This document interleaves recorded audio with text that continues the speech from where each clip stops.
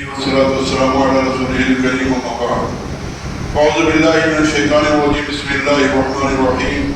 لن ينال الله لحومها ولا دماؤها. صدق الله العظيم.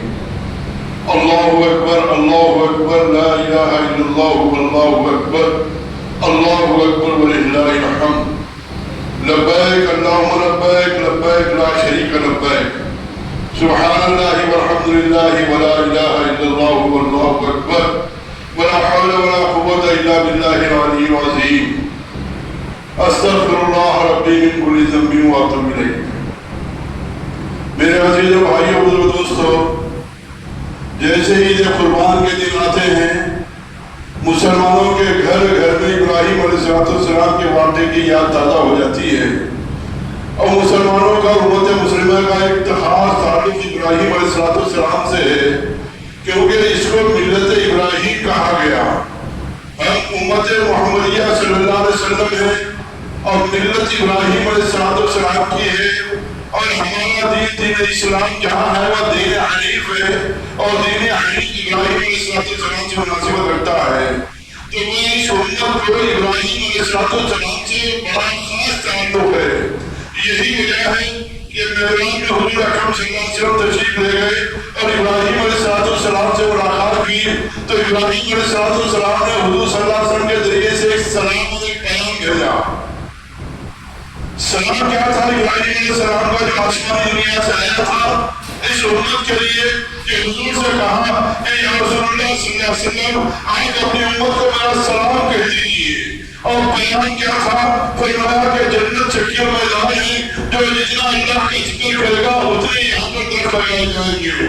تو معراج کے موقع پر ابراہیم علیہ السلام نے حضور اکرم صلی اللہ علیہ وسلم کے ملاقات پر اس امت کو یاد کیا اور سلام بھی بھیجا، پیغام بھی بھیجا، جو یہ امت کا ایک خاص تعلق ابراہیم علیہ السلام سے ہے۔ ایک مرتبہ حضور اکرم صلی اللہ علیہ وسلم نے حضرت جبرائیل علیہ السلام سے پوچھا کہ جبرائیل بتاؤ، کیا تمہیں زمین پر کبھی اچانک آنا پڑا؟ پروگرام پلان کے مطابق جو وحی دی جائے، احکامات دیے جائے، آپ تو آتے ہیں، لیکن کیا اچانک تو کبھی زمین پر آئے؟ کہا کہ یا رسول اللہ صلی اللہ علیہ وسلم 4 مواقع ایسے ہیں جبکہ مجھے اچانک آنا پڑا کہ سدرہ پر میں تھا، اللہ نے حکم دیا فوری جاؤ، اور میں اپنی پوری طاقت لگا کر میں زمین کے اوپر پہنچ گیا۔ حضور اکرم صلی اللہ علیہ وسلم پوچھا کہ بتاؤ یہ کون سے مواقع تھے؟ فرمایا کہ پہلا موقع تو وہ تھا کہ نارے نمرود کے ڈالنے کے لیے ابراہیم علیہ السلام کو کوپر میں ڈال دیا گیا، اور پھر آگ کی طرف ابراہیم جا رہے ہیں، ایسے موقع پر اللہ نے مجھے حکم دیا کہ جاؤ ابراہیم میرے خلیل کو اپنے پیروں پر لو، اطمینان کے ساتھ زمین پر رکھ دو، اور اس کے بعد اللہ نے فرمایا قلنا یا نار کونی بردم وسلام علی ابراہیم، کہ آگ کو رس حکم دے دیا کہ ٹھنڈی ہو جا، سلامتی کا ذریعہ بن جا۔ فرمایا کہ وہ ایک موقع تھا ابراہیم علیہ السلام اس وقت آگ میں ڈالے جا رہے ہیں۔ اس کے بعد دوسرا موقع، فرمایا کہ دوسرا موقع وہ تھا کہ اسماعیل علیہ السلام کو قربان کیا جا رہا تھا۔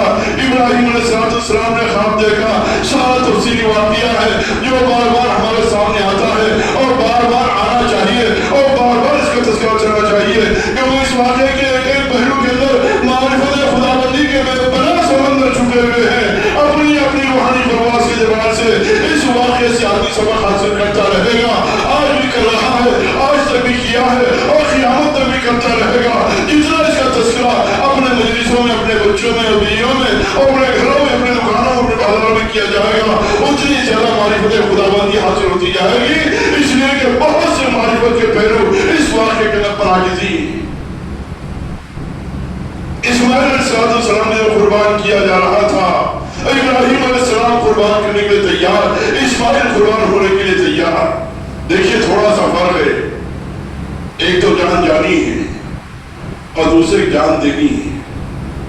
جان تو جانا سبھی کی ہے، اور اسے ڈر بھی لگتا ہے پتہ نہیں میری موت کب آ جائے، عام بات کہہ رہا ہوں۔ جان جانی ہے، جان جانا اور جان دینا اس میں زمین آسمان کا فرق ہے۔ جان جانا، جان دینا، اس میں زمین آسمان کا فرق ہے۔ حضور اکرم صلی اللہ علیہ وسلم نے اپنے عاشقوں کی تربیت اس انداز سے فرمائی، ارے دنیا والے جان، ان کی جان جاتی ہے، اے میرے چاہنے والوں جان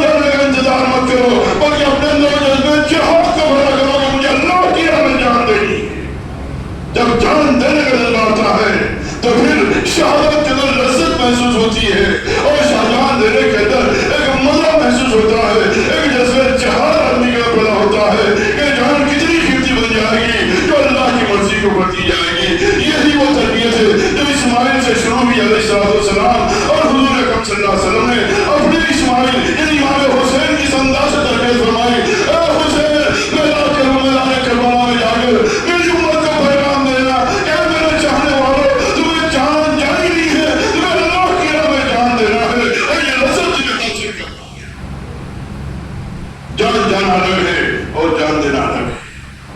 جان دینے کا جذبہ آتا ہے تو پھر میرے دوستو اللہ کے نام پر کوئی اپنی جان کو قربان کرنے کے اندر اس شہید کو لذت محسوس ہوتی ہے. ابراہیم علیہ السلام نے اسماعیل کو قربان کرنا چاہا. سارا واقعہ تفصیلی ہے. اللہ تبارک و تعالیٰ نے جنت سے دمبا بھیج دیا. کیا جنت جانوروں کے رہنے کی جگہ ہے؟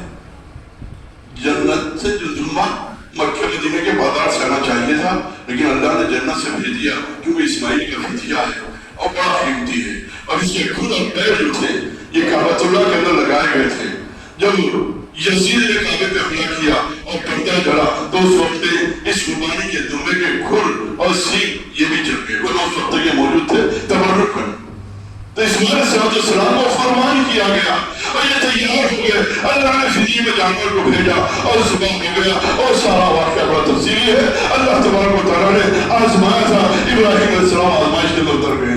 پہلی آزمائش ابراہیم کی ان کو آگ میں ڈالا گیا. آپ اپنی جان دے دو دینے کے لیے تیار ہو گئے. اللہ نے نال نمرود کو نال گلزار بنا دیا. ابراہیم کو پہلے بھیجا. فرمایا کہ اس وقت میں آیا جبکہ ابراہیم علیہ السلام فرماتے ہیں آپ کو ابراہیم کو آگ ڈالا جا رہا تھا. دوسری مرتبہ آیا اس وقت میں آیا اسماعیل کے گلے پر چھری چلائی جا رہی تھی. اور تیسری مرتبہ آیا اس وقت میں آیا جب یوسف کو ان کے بھائیوں نے کنویں میں ڈال رہے تھے اور نکلے جس کے ڈور میں جس رسی کے ذریعے سے رسی کو کاٹ کے نیچے جا رہے ہیں.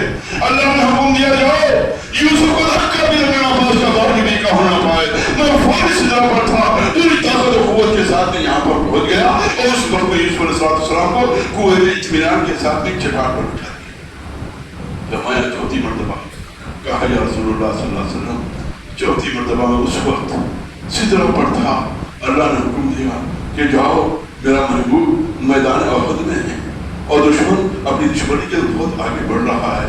فرمایا آپ پر دشمنوں نے حملہ کیا آپ کے دندان والے شہید ہوئے. آپ کا لہو آپ کے جسم سے نکلا آپ کے گال سے آپ کے دانتوں سے آپ کا خون نکلا اور زمین پر گرنے والا تھا. اللہ نے فرمایا ابراہیم فوری جاؤ اگر میرے محبوب کا خون زمین پر گر جائے گا تو اس کی قیامت تک گھاس نہیں اگے گی. اس لیے اس خون کو زمین پر نہ گرنے دینا.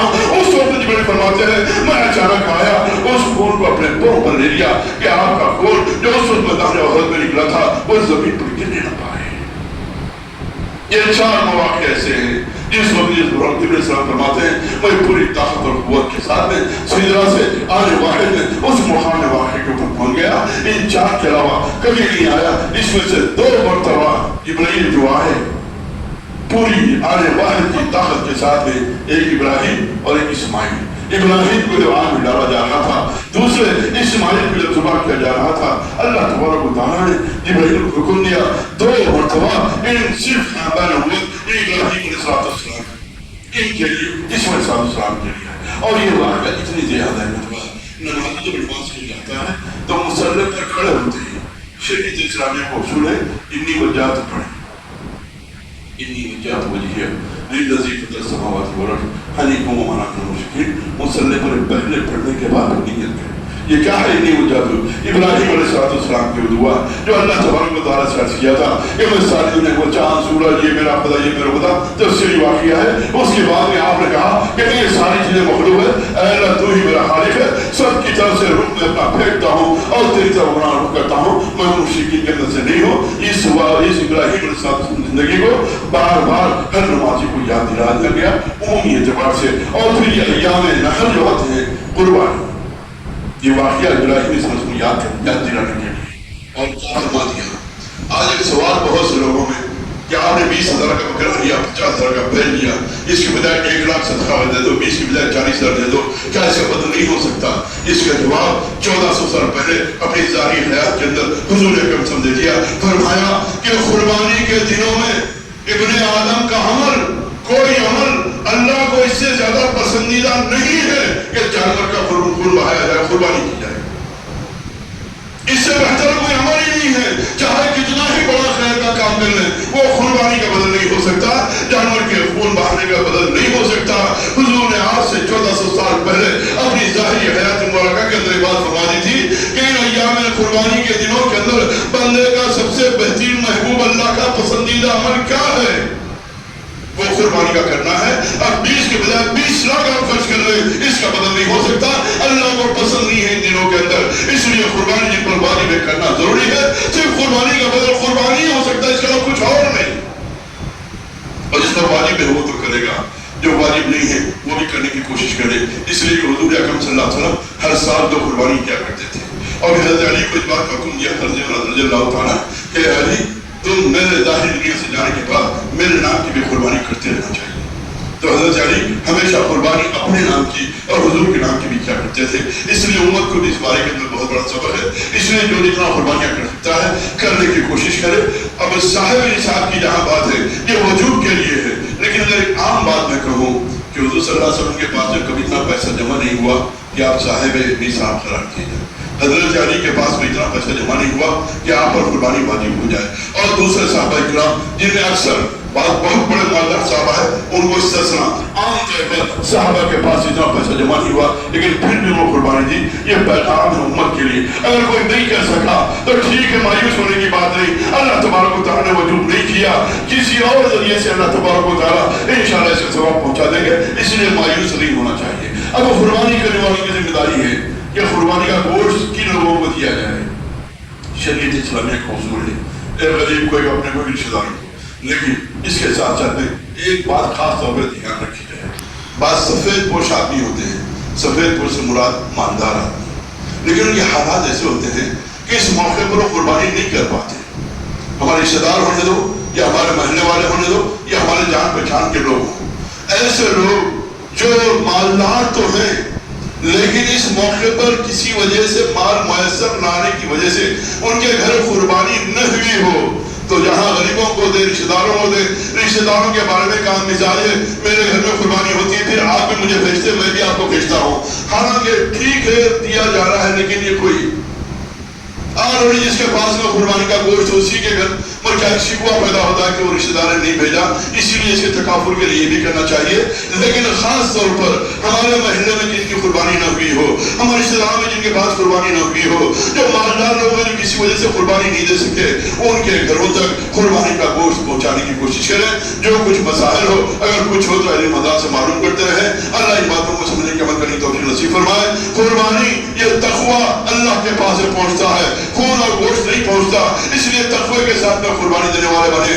آخری بات میں عرض کروں گا کہ جتنے لوگ قربانی دے رہے ہیں ہر ایک کا ایک اسماعیل ہوتا ہے، ہر ایک کا ایک اسماعیل ہوتا ہے۔ ابراہیم کا اسماعیل تھا، انہوں نے اللہ کے نام پر قربان کیا۔ ہم جتنے لوگ یہاں بیٹھے ہوئے ہیں ہمارا بھی کوئی اسماعیل ہوتا ہے، میری مراد اسماعیل سے جس سے بے پناہ محبت ہو، جس کے لیے ہم سب کچھ قربان کرتے ہوں اور جس کی محبت ہمارے قلب میں زیادہ ہو۔ اس لیے قربانی کے ساتھ ساتھ میں ہر آدمی اس بات کو تلاش کرے کہ میرا اسماعیل کون ہے، اللہ کی رضا کے لیے اس اسماعیل کو بھی قربانی کرنے کا جذبہ میں اپنے اندر رکھوں۔ اللہ ان باتوں کو سمجھنے کی توفیق نصیب فرمائے۔ وآخر دعوانا